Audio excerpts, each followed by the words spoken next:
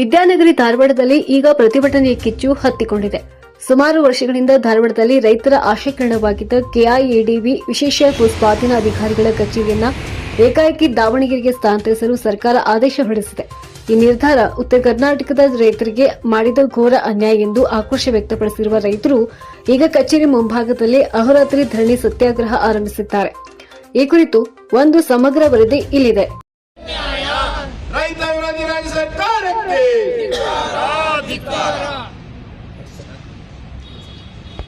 ನ್ಯಾಯ ಬೇಕು. ರೈತ ವಿರೋಧಿ ರಾಜ್ಯ ಸರ್ಕಾರಕ್ಕೆ.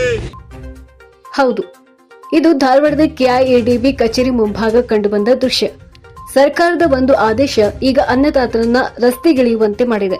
ದಶಕಗಳಿಂದ ಧಾರವಾಡದಲ್ಲಿ ಕಾರ್ಯನಿರ್ವಹಿಸುತ್ತಿದ್ದ ಕಚೇರಿಯನ್ನ ದಾವಣಗೆರೆಗೆ ವರ್ಗಾಯಿಸಿರುವುದು ರೈತ ಮುಖಂಡರ ಕೆಂಗಣ್ಣಿಗೆ ಗುರಿಯಾಗಿದೆ. ಇನ್ನು ಪ್ರತಿಭಟನೆಯಲ್ಲಿ ಪಾಲ್ಗೊಂಡು ಮಾತನಾಡಿದ ಬಿಜೆಪಿ ಯುವ ಮುಖಂಡ ಕುಮಾರಗೌಡ ಪಾಟೀಲ್, ರಾಜ್ಯದಲ್ಲಿ ಅತಿ ಹೆಚ್ಚು ಭೂಸ್ವಾಧೀನ ಪ್ರಕ್ರಿಯೆ ನಡೆಯುವ ಜಿಲ್ಲೆ ಧಾರವಾಡ. ಇಲ್ಲಿನ ಸಾವಿರಾರು ರೈತರಿಗೆ ಅನುಕೂಲವಾಗುತ್ತಿದ್ದ ಕಚೇರಿಯನ್ನ ಕಿತ್ತುಕೊಳ್ಳುವುದು ಈ ಭಾಗದ ಅಭಿವೃದ್ಧಿಗೆ ಮಾರಕ ಎಂದು ಕಿಡಿಕಾರಿದರು. ಕರ್ನಾಟಕ ಕೈಗಾರಿಕಾ ಪ್ರದೇಶಾಭಿವೃದ್ಧಿ ಮಂಡಳಿ ಕೆಐಡಿಬಿ ಧಾರವಾಡ ಜಿಲ್ಲೆಯಲ್ಲಿ ಕೆಲಸ ಮಾಡ್ತಾ ಇತ್ತು. ಸುಮಾರು ವರ್ಷಗಳಿಂದ ಅನೇಕ ಅಭಿವೃದ್ಧಿ ಕೆಲಸಗಳಿಗಾಗಿ ರೈತರ ಜಮೀನುಗಳನ್ನು ಕೆಐಡಿಬಿ ಅಕ್ವೈರಿ ಮಾಡಿಕೊಂಡು ಅವರಿಗೆ ಸರಿಯಾದಂಥ ಪರಿಹಾರವನ್ನು ನೀಡ್ತಾ ಇತ್ತು. ಪರಿಹಾರವನ್ನು ನೀಡ್ತಾ ಇತ್ತು ಅನ್ನೋದಕ್ಕಿಂತ ಪರಿಹಾರಕ್ಕಾಗಿ ಅವರು ಅಲ್ಲದಲ್ಲದ ಅವರು ಅಂಗಿನೂ ಹೊರದು ಅವ್ರ ಚಪ್ಪಲನ್ನು ಹೊರದು ಆ ನಮನಿಯಾಗಿ ಅವರು ರೈತರು ತೊಂದರೆ ಅನುಭವಿಸಿದರು. ನಮ್ಮ ಜಿಲ್ಲೆಯಲ್ಲೇ ನಮ್ಮ ಕೈಗೆ ಸಿಗುವಂಥ ನಗರದಲ್ಲೇ ನಮಗೆ ಅಗದಿ ಈಗ ಬಂದೇವಂದ್ರೆ ನಾವು ಒಂದು ತಾಸು ಸಂಜೆ ಮಟ್ಟ ಕುಂತಾದರೂ ಹೋದೇವಪ್ಪ ಏನು ತಿನ್ಲಂಗೆ ನಾವು ಇಲ್ಲಿ ಕುಂತೋಕ್ಕೇವೆ ಅನ್ನುವಂಥ ಸ್ಥಳದಾಗಿದ್ದ ನಮಗೆ 2010 ಇಲ್ಲಿ ಹತ್ತಿರಾಗ ಅಕ್ವೈರಿ ಆದಂಥ ಪೇಮೆಂಟ್ಗಳ ರೈತರಿಗೆ ಎಷ್ಟೋ ರೈತರಿಗೆ ಇಲ್ಲಿವರೆಗೂ ಬಂದಿಲ್ಲ. ಇನ್ನು ಈ ಒಂದು ಕಚೇರಿಯನ್ನು ನಾವು ದಾವಣಗೆರೆಗೆ ನಾವು ಶಿಫ್ಟ್ ಮಾಡಿದ್ರೆ ರೈತರು ಇಲ್ಲಿಂದ ದಾವಣಗೆರೆ 230 ಕಿಲೋಮೀಟ್ರ್ ಇಲ್ಲಿಂದ ಅಲ್ಲಿಗೆ ಹೋಗಿ ಪೇಮೆಂಟ್ ಕೇಳಿ ಅಥವಾ ಅವ್ರ ಅಧಿಕಾರಿಗಳಿಲ್ಲ ಅಂದ್ರೆ ಅಲ್ಲಿ ವಸತಿ ಉಳಿದು ಅನೇಕ ತೊಂದರೆಗಳನ್ನು ಅನುಭವಿಸಬೇಕಂತ ಪರಿಸ್ಥಿತಿ ಐತಿ. ರೈತರಿಗೆ ಆ ಶಕ್ತಿ ಇಲ್ಲ. ಕೆಐಡಿಬಿ ಅಕ್ವೈರಿ ಮಾಡ್ಕೊಂಡೈತಿ, ಒಪ್ತೇವೆ, ಇಲ್ಲ ನಂಗಿಲ್ಲ. ಅಕ್ವೈರಿ ಕಚೇರಿ ಐತಿ, ಎಲ್ಲ ಐತಿ.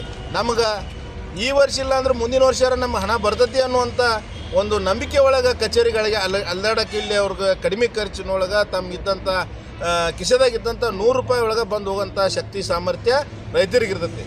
ಆದರೆ ಇದು ದಾವಣಗೆರೆಗೆ ಹೋಗೋದ್ರಿಂದ ತಾಂತ್ರಿಕವಾಗಿಯೂ ಕೂಡ, ಯಾಕಂದರೆ ಇದು ದಾವಣಗೆರೆಗೆ ಹೋಗೋದ್ರಿಂದ ಮೇಲಾಧಿಕಾರಿಗಳಿಗೆ ಮಾತ್ರ ಅಲ್ಲಿ ಕೆಳಗಿಂದ ಆಫೀಸ್ ಇಲ್ಲಿಂದ ಎಲ್ಲ ಡಾಕ್ಯುಮೆಂಟ್ರು ಅಲ್ಲಿ ಕಳಿಸ್ಬೇಕು. ಅಲ್ಲಿಂದ ಮತ್ತು ಅವರು ಹೆಚ್ಚಿನ ಇದನ್ನು ಮಾಡ್ಕೊಳ್ಳೋಕೆ ಅಲ್ಲಿಂದ ಬರ್ಬೇಕು. ಹಾಗಾಗಿ ರೈತರಿಗೆ ಇದು ಬಹಳ ಅನ್ಯಾಯ, ಆಮೇಲೆ ಬಹಳ ತೊಂದರೆ ಆಗ್ತದೆ. ನಮ್ಗೆ ಇಲ್ಲಿ ರೈತರು ಕೆಲವೊಂದಷ್ಟು ಭೂಮಿಗಳನ್ನು ಕೆಲವೊಂದಷ್ಟನ್ನು ಸಾವಿರಾರು ಎಕರೆ ಭೂಮಿಗಳನ್ನು ಕಳ್ಕೊಂಡಾರ. ಅಂಥ ರೈತರು 2010 ತಮ್ಮ ಹಣ ಬರದೆ ಒದ್ದಾಡ್ತಾ ಇದ್ದಾರೆ. ಈಗ ಏಕಾಏಕಿ ಸರ್ಕಾರ, ರೈತ ವಿರೋಧಿ ಏನು ಕಾಂಗ್ರೆಸ್ ಸರ್ಕಾರ ಏನಿದೆಯಲ್ಲ, ಈ ಒಂದು ಕೆಐಡಿಬಿ ಪ್ರಾಧಿಕಾರವನ್ನು ಕವಿತಾ ಯೋಗಪ್ಪನವರನ್ನು KS ವಿಶೇಷ ಭೂಸ್ವಾಧೀನ ಅಧಿಕಾರಿಯ ಕುತಂತ್ರದಿಂದ ನಮ್ಮ ಧಾರವಾಡ ಜಿಲ್ಲೆಗೆ ಈ ಒಂದು ಕಚೇರಿ ಸ್ಥಳಾಂತರ ಆಗೋದು ಆಗೈತಿ ದಾವಣಗೆರೆಗೆ. ಹಾಗಾಗಿ ಅವರ ಕುತಂತ್ರಕ್ಕೆ ಹನೆಮಣ್ಣಿದು ಏನು ಸಿದ್ದರಾಮಯ್ಯ ಸರ್ಕಾರ ಇದನ್ನು ಮಾಡೈತಿ. ಜಿಲ್ಲಾ ಉಸ್ತುವಾರಿಗಳಾದಂಥ ಸಂತೋಷ್ ಲಾಡ್ ಅವ್ರಿಗೆ ಈ ಮೂಲಕ ಎಚ್ಚರಿಕೆ ಕೊಡ್ತಾ ಇದ್ದೇವೆ. ತಮ್ಮ ತಾಲೂಕಿನಲ್ಲಿಯೂ ಕೂಡ ಅನೇಕ ಹಳ್ಳಿಗಳು ಹೋಗ್ಯಾವ. ಧಾರವಾಡ ತಾಲೂಕು, ಹುಬ್ಬಳ್ಳಿ ಸುತ್ತಮುತ್ತಲು ಎಲ್ಲ ತಾಲೂಕಿನಿಂದನೂ ಕೂಡ ಅನೇಕ ಹೊಲಗಳು, ರೈತರ ಭೂಮಿ ಹೋಗೈತಿ. ಹಾಗಾಗಿ ರೈತರನ್ನ ಮತ್ತೂ ಜೀವ ಹೊಡಿಬೇಡ್ರಿ. ಈಗ ಕಂಗಾಲಾಗ್ಯಾರ. ಅತಿವೃಷ್ಟಿ ಅನಾವೃಷ್ಟಿಗಳಿಂದ ಸಾಲ ಸೂಲದಲ್ಲಿ ಬಿದ್ದು ರೈತರು ಕಂಗಾಲಾಗ್ಯಾರ. ಮತ್ತು ಅವ್ರನ್ನ ಕಂಗಾಲು ಮಾಡುವಂಥ ಪರಿಸ್ಥಿತಿ, ಕಚೇರಿನ ದಾವಣಗೆರೆಗೆ ಮಾಡಿ ಕಂಗಾಲು ಮಾಡುವಂಥ ಪರಿಸ್ಥಿತಿಯನ್ನು ತರವಾಡ್ರಿ.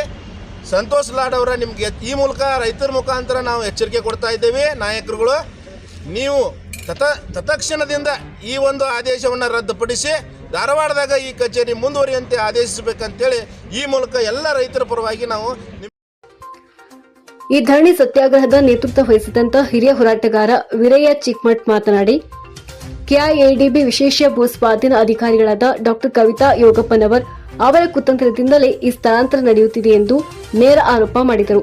ದಾವಣಗೆರೆಗೆ ಶಿಫ್ಟ್ ಮಾಡಿದ್ದಾರೆ. 7 ಜಿಲ್ಲೆಗಳು ಧಾರವಾಡ ವ್ಯಾಪ್ತಿಗೆ ಬರ್ತಕ್ಕಂಥ ಜಿಲ್ಲೆಗಳನ್ನು ಕೆಲವೊಂದನ್ನು ಬೆಳಗಾವಿಗೆ ಟ್ರಾನ್ಸ್ಫರ್ ಮಾಡಿದ್ದಾರೆ. ನಮ್ಮ ಧಾರವಾಡ ಜಿಲ್ಲೆಯನ್ನು ದಾವಣಗೆರೆಗೆ ಶಿಫ್ಟ್ ಮಾಡಿದ್ದಾರೆ. ಇದರಿಂದ ನಮಗೆ ಭಾಳ ಆಘಾತಕ್ಕೊಳಗಾದು.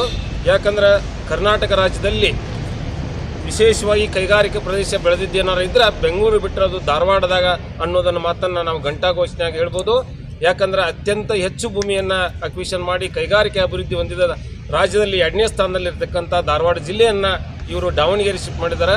ಸುಮಾರು 12,000 ಎಕರೆ ಜಮೀನು ಅಕ್ವರಿ ಮಾಡ್ಕೊಂಡಾರ ಕೈಗಾರಿಕೆಗೆ. ಅದರಲ್ಲಿ 1,000 ಎಕರೆ ಮಾತ್ರ ಈಗ ರೈತರಿಗೆ ಪರಿಹಾರ ಸಿಕ್ಕೈತಿ.